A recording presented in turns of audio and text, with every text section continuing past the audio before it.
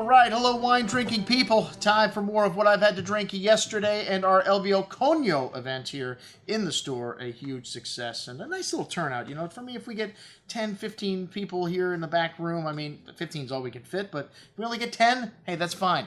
And we got a supplier that wants to come and showcase some top-level wines. Man, you got to eat, you got to drink at the end of the day, so I'm going to say yes every time, especially wines like this from the Piedmont from a small producer, all really quality-minded. All of these wines excellent, even the Dolcetto.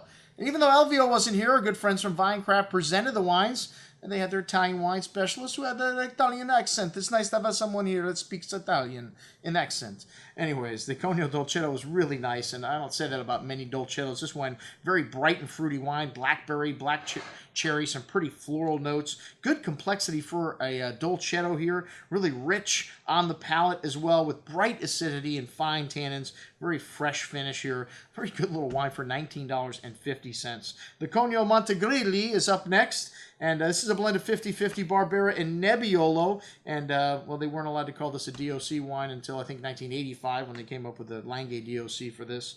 And this wine's stainless steel, fermented and aged. Very fresh with blackberry fruit, dark earth, truffle, floral notes. A good amount of ripe blackberry fruit on the tongue with ripe and round tannins, really smooth, and you know, it has a little bit of that structure from the Nebbiolo, but that nice bright forward round fruit from the Nebbiolo, and nice freshness on the finish, nice acidity holding everything together. An excellent bottle of Langhe Super Tuscan at $37.50. The Cogno Bordini Barbaresco up next, and this is a vineyard of one of his friends, and there's another one of our friends that makes a Bordini, La Spinetta. This wine is Olympia clone of Nebbiolo. Really pretty red berry fruit, exotic spices, red licorice, pretty floral highlights, truffle. Really nice concentration, richness on the tongue with this wine. These 2010 vintages showing a lot of structure here. This is going to be a really highly sought after year from the Piedmont. Some lovely red cherry fruit, licorice spice, rose petals.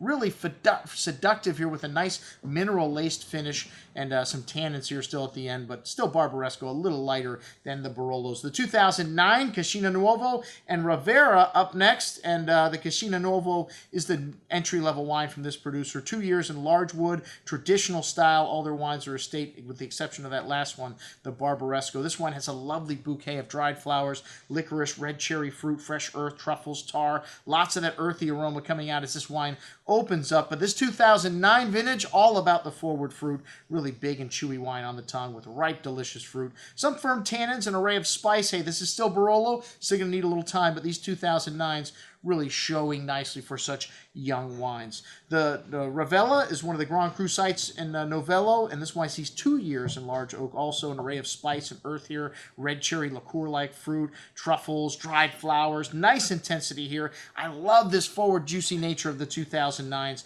Really smooth and silky on the tongue. Still has some tannins here coming in at the end, but lots of fruit. And that lovely spice and floral nuance from the nose showing through the finish at $67.50. Excellent juice. And then the Bricco Pernice, which this is the hillside of the partridge. You know, see how they name the wines, just anything. Hey, look, a partridge. We call this the hillside of the partridge. Okay, that's done. Anyways, this is sees a little bit more time in oak, a little more earthy and rustic approach here on the nose, some dried herbs, some minty notes to the red cherry fruit. Really well endowed. This 2008, a cooler vintage, a more classic wine. These are going to take a little longer to come around, but a big and chewy wine on the tongue. Layers of that exotic spice, the truffle and tar-like notes, lots of tannins. This wine's got a lot of everything else to it. A lovely exotic spice, a classic vintage for Barolo. This wine needs 10 years in the bottle. That's what we had to drink with our friends from Elvio Cogno. I'm your host, Andrew Lampasoni, signing off for the Wine Watch, saying remember, always drink the good stuff first.